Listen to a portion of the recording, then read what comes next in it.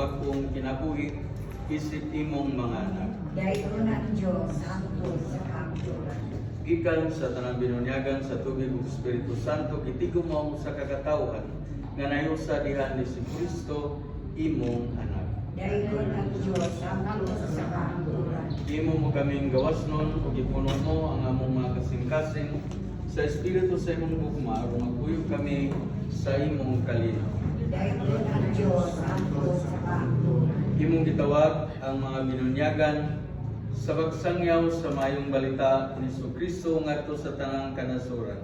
Dayon ang Diyos hangtod sa kahapturan.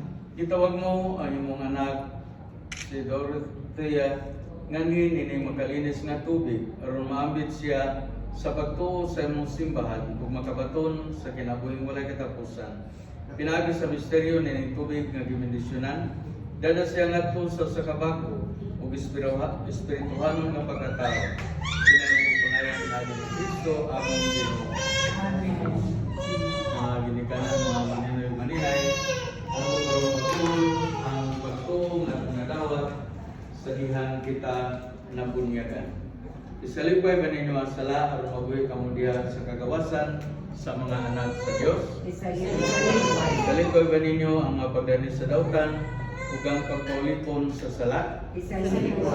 Isalipay ba ninyo sa tanas ang amahan sa sala